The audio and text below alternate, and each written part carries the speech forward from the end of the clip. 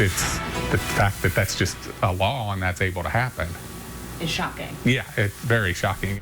A conversation sparked on social media is prompting a Call 6 investigation tonight. People in the Kennedy King neighborhood near downtown Indianapolis were concerned when they saw a sex offender moved into the area, but they didn't know where. Neighbors wondering, how is this possible? Call 6 investigates. Stephanie Wade is looking into how the state keeps track of sex offenders with no address. Hello? Along the river. Hey, Sheriff's Office. This guy's not in trouble if you know him. Hello? To places with no address. Hey, I'm just trying to find this guy, man.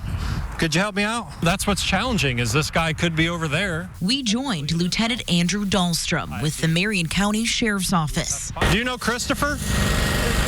Don't let your dog out. He's not in trouble. I'm just trying to verify that he's living out here. As he searches for sex offenders, making sure they're living where they say they are.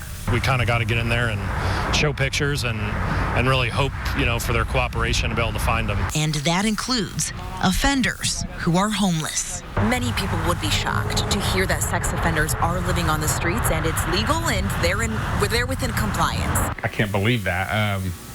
I don't know how that's legal. A father and grandfather. He's about 30 and she's our youngest. Gary Staver keeps tabs on the sex offender registry to make sure his family's safe. I get notifications every time a new sex offender moves into the area. He was stunned when this alert came through of a new offender with a listed home address of 1300 North Delaware Street, under bridge. The courts say right now that this is an acceptable way to register, so, that's the law we have to follow.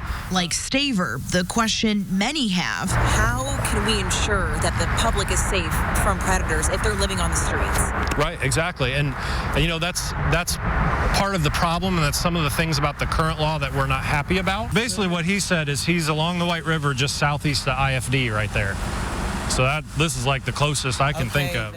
Combing through the state's registry, we actually found there are nearly 1,200, quote, non-mappable offenders throughout Indiana. Oh, wow. That's kind of scary. Their locations listed under homeless, unknown, or in custody. So how is this happening? Do you find that people on the registry often find themselves homeless, without jobs? Definitely. We spoke with a sex offender who says people shouldn't be surprised those labeled as predators by society have a hard time keeping jobs. People will say, yeah, we got a job, and then they have it for a couple of weeks, and they come back and say, what happened? Well, they found out, they did a back check, and they found out I'm on the registry.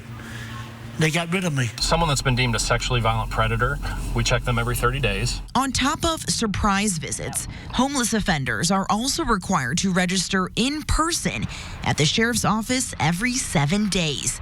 If they don't show up or they can't find them, they then file an arrest warrant. I can't tell you as a citizen that I know where this guy is right now. And that's the frustrating part of it for me. Lieutenant Dahlstrom says in Marion County, they require as much detail as possible to avoid this, asking for the nearest intersection, the color of their tent, how far deep in the woods they are. Feel safe in the fact that we're working at this every day. We don't have other responsibilities. This is all we do. And that's what he looks like. But recognizes more work can be done. I feel that there's got to be some kind of solution to where, we can keep tabs all the time. There are no questions. And the public can also stay notified as well on the whereabouts of these registered sex offenders. To keep everyone protected and informed. Thanks for your help. Appreciate it. All right. See you around. And Stephanie, as we can see in your story, you were moving around all day long with that deputy. What was it like for you following him around all day? It was surprising to see just how difficult it was to locate these people. We actually couldn't find either of the two offenders we were looking for that day. The night shift picked up the search from there. Now, I also want to mention there's a team of about 8 deputies dedicated to the Marion County Sex Offender Unit, whose only job is to do this every day. They're assigned to different areas by zip code and check on offenders regularly. It is such an overwhelming task, but we do want to give you the resources you might need. So we will be posting the link to the state registry on our website. The IndyChannel.com will also put it on the RTV6 app. That's right. So you can check for yourselves at home to see if there are any sex offenders living near you. All right, Stephanie, thanks for that. And if you are ever concerned about safety in your neighborhood and you can't get answers, we want you to contact us. Email us at workingforyou@rtv6.com.